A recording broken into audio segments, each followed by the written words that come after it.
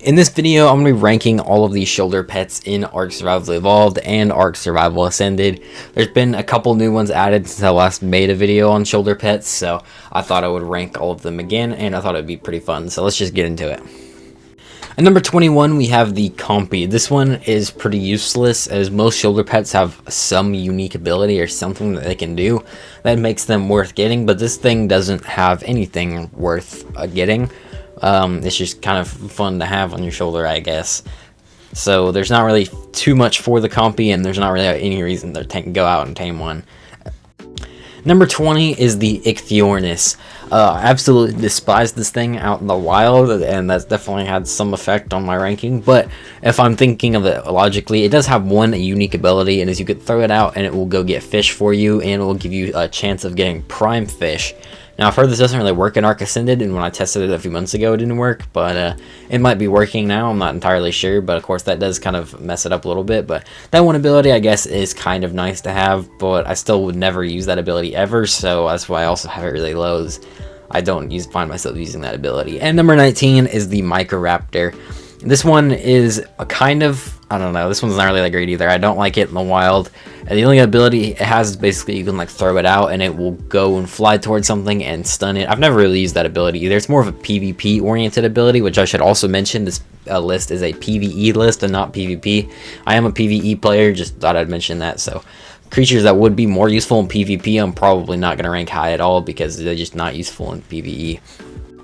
And number 18 is the Pegomastax. Now, I really don't like this one in the wild. I guess the Ichorous is probably the one I don't like the most, but this one is also pretty bad. But it doesn't really have any abilities. It can steal things, but that's really only useful in PvP. The reason I have it higher than anything else is just because it's so easy to tame, and all shoulder pets do have the ability to reduce weight by 50%. So if you just need something that you can super easily tame so you can have that weight reduction, I think the Pegomastax is pretty good, and it's definitely an easier taming method than anything else, because I find myself accidentally taming these things all the time.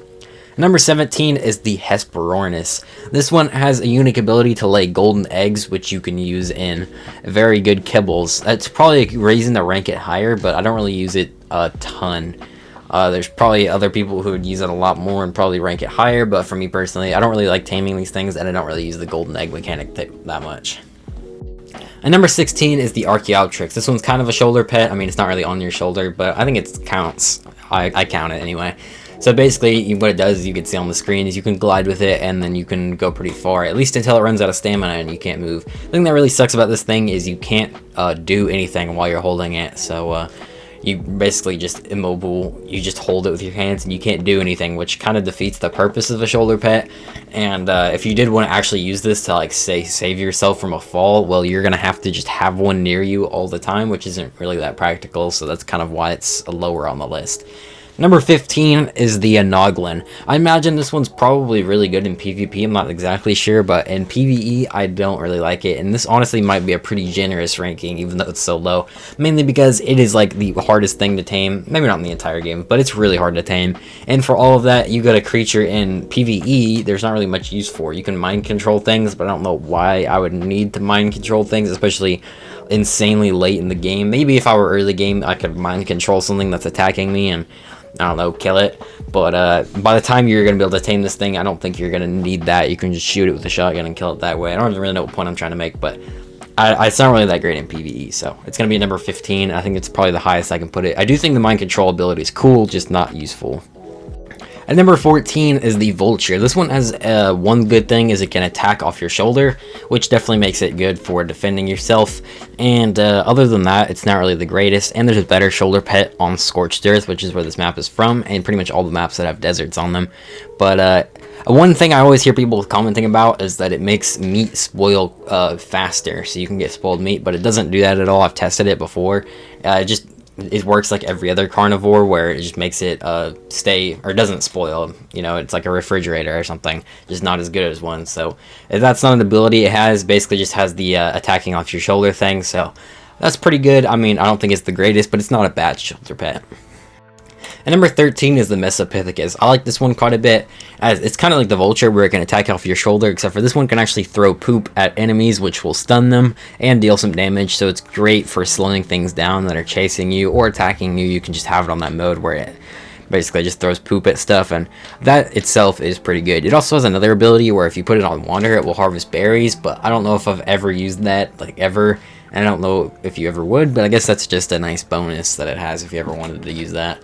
And number 12 is the Dimorphodon. I like this one quite a bit as well. I mean, it is number 12, but there's just a lot of really good shoulder pets later.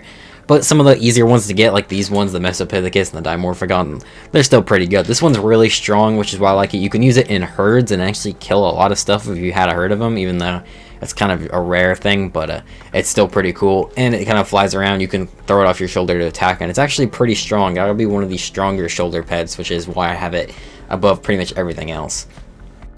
And number 11 is the Ferox. I know this is one that a lot of people like. I've never really been the huge fan of it, though. I mean, it's probably more useful in PvP, but in PvE, it's still kind of cool. The thing is, it like transforms, so it goes from being a small shoulder pet into like a giant creature you can ride around on that does a ton of damage and all that stuff.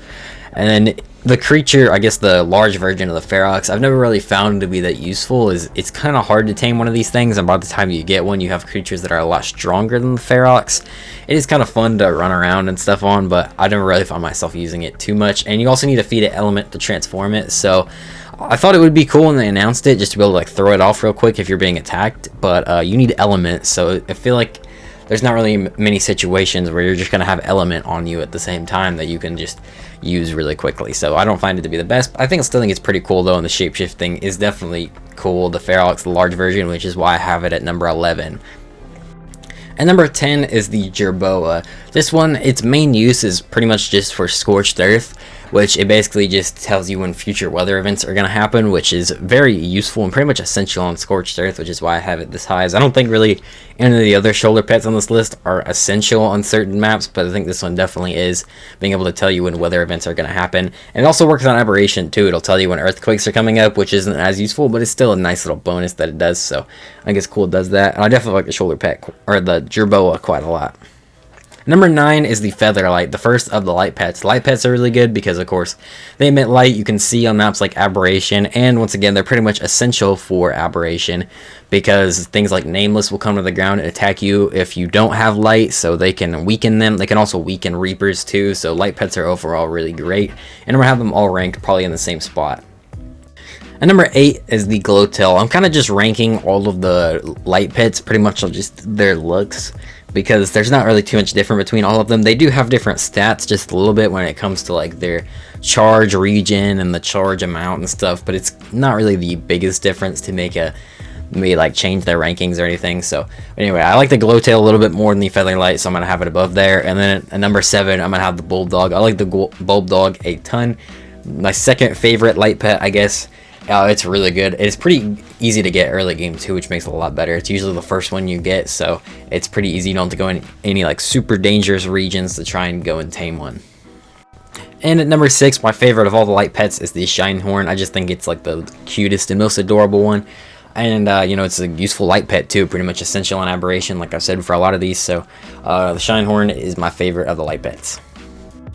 And number 5 is the Otter. I think this one is one of the best all-around shoulder pets, as it has 2 great abilities. One is it gives you insulation, so you can survive in cold environments a lot better. I think it even works in warm environments too, I might be wrong, but the ability to basically give you insulation in the cold is phenomenal. It actually works really well, and it can hold as many artifacts as you want inside of it, so it's great for farming artifacts, which saves you a ton of time when you're getting all those artifacts. Instead of just having to go to the caves over and over again, you can just sit there and get as many as you want. And number 4 is the Pyroman. I guess this one does technically count. I made my list and then I completely forgot that the Pyroman existed, so I had to put it in here. But I think number 4 is a fitting spot for it, as it is really strong. It's kind of like what I was saying with the Ferox, is it would have been a lot more useful if I could pull it out whenever I want, but that's exactly how the Pyroman works. I can just have it on my shoulder and then pull it out whenever I need to, and it's insanely strong. It's pretty much like a Shadow Main, but fire version, so obviously it's really strong, and then you could just keep it on your shoulder, and it's a nice little shoulder pet to have. And number 3 is the Fjord Hawk. This one is a great one. It has one very simple ability, but it's super useful, is it just brings your stuff back to you when you die, which is obviously just insanely useful, and you can use it for all kinds of stuff. I've seen people even use it to go get wyvern eggs and stuff like that, which is a great use, but I mean, it's just great when you die. You just basically respawn, and it just flies back to you and brings your stuff. It also has another ability where you can like see like creatures around you that are low on health, and it kind of shows them all, which is kind of like the direwolf sense, so that one's also a pretty useful ability. Number 2 is the brand new Cosmo from the Bob's Tall Tale DLC. This one is a really great one as well. It's really great on Aberration, but I imagine it'll be great on other maps too. You can literally just swing around and not have to have a fly or anything. You just swing around whenever you want, so it's going to be phenomenal for travel, especially on Aberration. So I think it's worthy of being at number 2. It also has the ability to shoot webs and slow things down. So, I mean, this thing literally makes you like Spider-Man. It also has the ability to use the web like a whip, so you can pick things up too. So it works literally just as a whip, making the whip pretty much useless, but you have this now. But at number 1 is the Cinemacrops. This one, I mean, it's just no debate. This thing is phenomenal. It's kind of like an early game tech suit. It allows you to fly around and glide around. It pretty much makes every danger of the early game like non-existent, because if you're being attacked by raptors or being attacked by pretty much any land creature, you can just fly up and it can't attack you anymore, and you're good. And you can use it to go great distances without even needing a flyer or any other creature. It's just phenomenal. It also has the ability to scare things too as an added bonus. So the Cinemacrops is just like pretty much the best shoulder pet in the game. I don't know if anything will ever be able to top it, but maybe one day. But that's going to be it for this video. If you guys did enjoy it, make sure to leave a like and also subscribe. Thanks for watching, and bye.